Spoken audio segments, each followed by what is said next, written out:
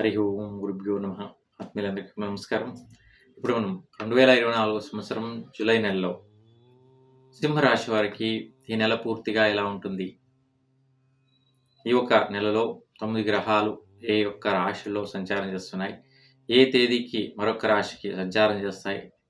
ఆ సంచారం వలన సింహరాశి వారికి జరిగేటటువంటి ప్రతిఫలాలు ఎలా ఉంటాయనేది చూడబోతున్నాం. ముఖ్యంగా మీరందరూ కూడా మా యొక్క ఓం శ్రీ జ్యోతిష్యం ఛానల్ చూస్తున్నారు. మీకు అందరికీ కనుక మా వీడియోస్ ఇష్టమైతే కనుక సబ్స్క్రైబ్ చేసుకోండి, లైక్ చేయండి, మీ తైషులకి, మీ ఇష్ట బంధువులకి, స్నేహితులకి షేర్ చేయండి నేను ప్రార్థిస్తూ. మీకు ఏదైనా సమస్యలు, ఇబ్బందులు మీ జీవితాల్లో జరుగుతుంటాయి. వైయక్తికంగా జీవనం జరగడం కూడా కష్టకరంగా ఉండేట్లాంటి వాళ్ళు ఉంటారు. ఇంకా జీవితం మంచిగా జరిగినా కానీ, మంచి ఐశ్వర్యవంతులైనా కానీ కొన్ని పిల్లల వల్లనో, వాళ్ళ జీవితంలో ఆరోగ్యం వల్లనో ఏదో ఒక సమస్యలు ఉంటాయి. ఇంటి వద్ద వాస్తు దోషం, వాస్తు విచారాల్లో సమస్యలు కానీ ఉంటాయి. ఆ విచారాలు మీరు ఏదైనా తెలుసుకోవాలంటే కనుక మీరు మా యొక్క ఛానల్లో వీడియోస్లో స్క్రాల్ అవుతుండేటటువంటి నంబర్ ఏదైతే ఉంది 9449309881 ఈ నంబర్కి వాట్సాప్ ద్వారా మీ డీటెయిల్స్ని పంపండి. ప్రతి ఆదివారం 10 గంటల నుండి 12 గంటల వరకు మీకు డైరెక్ట్గా ఫోన్ ద్వారా సమస్యల గురించి మాట్లాడడం జరుగుతుంది. మీ యొక్క సమస్యలన్నీ కూడా సింపుల్, బెస్ట్ సైంటిఫిక్ రెమెడీస్తో వైజ్ఞానికంగా మీ సమస్యలు మీరే పరిహరించుకునేట్లాంటి మార్గాల్ని చూపించడం జరుగుతుంది.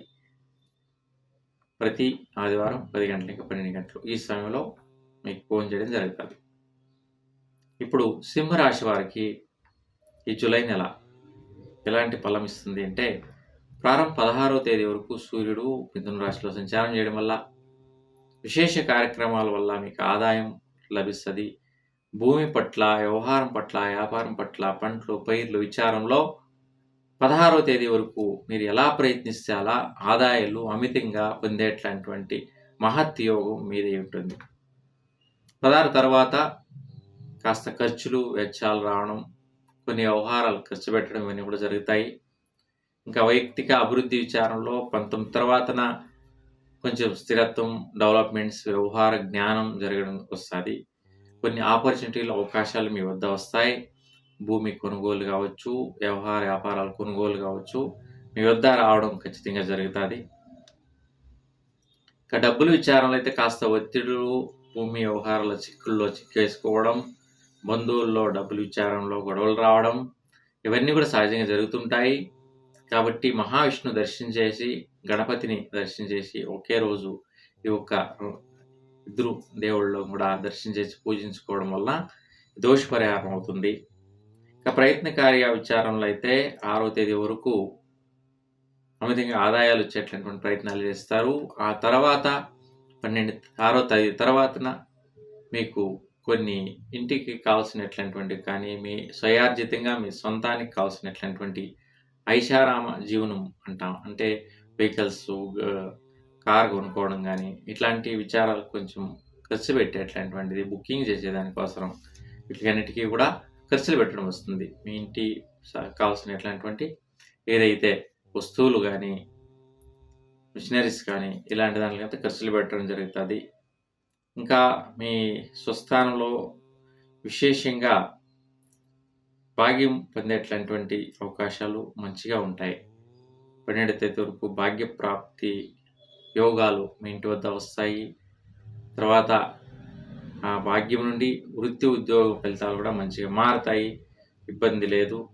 కాబట్టి ఈ ఒక్క నెలలో మంచి ఫలితాలను పొందేటటువంటి సదవకాశం మీదే ఉంటుంది. విద్యార్థులకైతే చాలా వరకు అమితంగా అభివృద్ధి దొరికేటటువంటిది, చదువు ముగించిన వరకు జాబ్ డైరెక్ట్గా దొరికేటటువంటి అవకాశం ఈ నెలలో ఉంటుంది. ఎవరైతే విద్యాభ్యాసం ముగించే ముందర ఉద్యోగాలు సెర్చింగ్లో ఉంటారో వాళ్ళకందరికీ కూడా ఉద్యోగం దొరికేటటువంటి మహత్ యోగం, మహత్ భాగ్యం ఖచ్చితంగా జరుగుతుంది. ఇక స్నేహితులు వల్ల దాంపత్య స్థానంలో కాస్త వైపరీత్యాలు, వైషమ్యాలు రావడం జరుగుతుంది. కాబట్టి శని దర్శనం చేయండి, ఆ ఒక సమస్యలు ఏమీ ఉండకుండా పోతాయి. ఆరోగ్య విచారంలో కొంచెం తలనొప్పి, తలబరువు, అనవసరమైనటువంటి టెన్షన్స్, థ్రోట్ రిలేటెడ్ ఇబ్బందులు, ఈఎన్టీ రిలేటెడ్ సమస్యలు, 12 తర్వాత డైజెషన్ రిలేటెడ్ సమస్యలు ఇవన్నీ కూడా సాధారణంగా రావడం జరుగుతుంది. ఇంకా వృత్తి విచారణలో 12వ తేదీ వరకు మంచి పట్టుదల నీకు ఈ వృత్తిలో ఉంటుంది. వృత్తి భాగ్యంలో మీరు మంచి ఫలితం పొందేటటువంటి అవకాశం ఉంటుంది. మీరు వర్క్ చేస్తున్న చోటులో మంచి పేరు ప్రఖ్యాతి, మంచి స్థానమానం, సమాజంలో ప్రఖ్యాతి అంటే పేరు తెచ్చుకునేట్లాంటి మహద్భాగ్యం ఇది ఉంటుంది.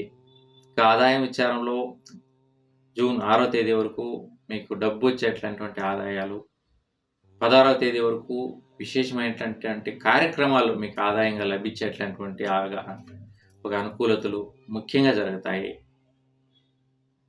తర్వాత ఖర్చుల విచారం కాస్త ఇన్వెస్ట్మెంట్స్ చేయడం కానీ, పనుల పట్ల ఖర్చులు చేయడం, భూమి వ్యవహారం పంటల పట్ల ఖర్చులు పెట్టడం ఇవి జరుగుతాయి.